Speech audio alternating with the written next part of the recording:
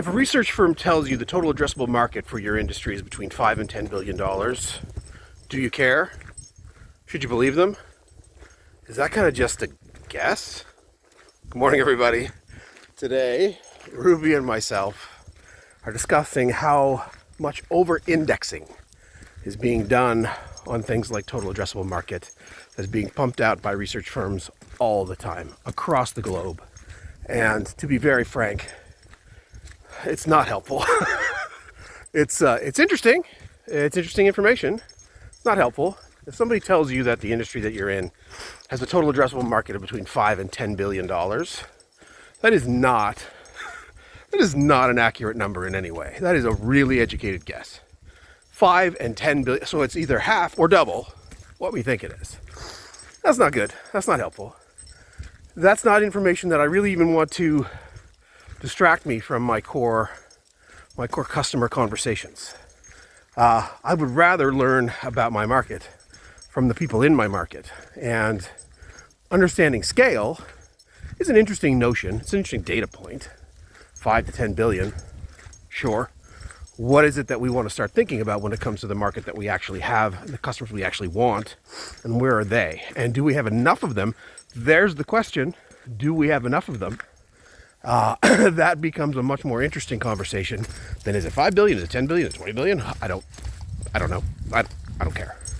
The idea is, how can you reverse engineer that to make sure that when you start looking at demand for your products and services, you can start establishing that based upon the reality of where you are and what you're doing, and not based upon some ethereal number of what we're calling total addressable market to make that work. Meaning, the other side of that coin is, if you are in a business line that doesn't have any customers and there is no pain point, well, you're kind of screwed too. So there's a balance here, and more than a balance, let's be very frank about that, more than a balance, it's understanding what it is that we're doing, and are we bringing something interesting or different to a market. If we are trying to innovate, there is no market for us yet. That's a way harder place to start, because then you're like, is it going to work? Well, very few people will be able to say, yeah, sure, or no, you have no chance in hell. You got to think about that as you're starting to build out how you're taking things into your market space. But this is my thesis. This is what Ruby is listening to today. Over-indexing on data points that make you feel warm and fuzzy or concerned is not where it's going to be. It's really about the customers. So this is why customer research, tied into some of this data in the market, that's fine. We can look at it. But customer research is where you're going to get much more value. Talk to prospective customers. Is this thing that we've built amazing? Why would you choose us? Is there something else that you're looking at that would be more interesting to you? That's more valuable than, is it 5 billion? Is it 10? Who cares? What is it that you want to know? How is it you want to gain that data point? Is it something that you think will grow over time? This is the hard part.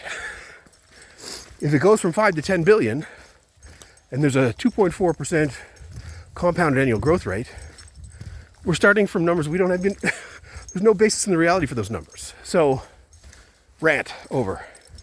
Think about your customer. Understand the market that you're in, so don't ignore it. But don't over-index. If you are a niche within a niche, there is no magic number for you. You're a niche within a niche.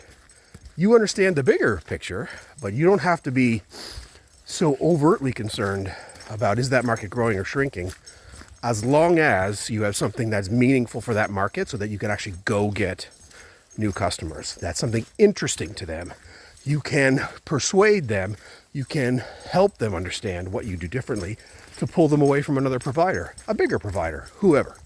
But you'll know that based upon what you're seeing in that feedback loop from them. So for today, don't get caught up in total addressable market. It's not a number that you're really going to care about until you get to $1 billion, and then you care. The rest of it is, how do we make sure that we're building things that our customers want? Are we in a feedback loop from them? And can we make changes and updates and optimizations to make sure that we are closely tied to what they want and need? Anyway, enough for today. Ruby says, stop ranting. Have a great one. Walking and talking with Ruby.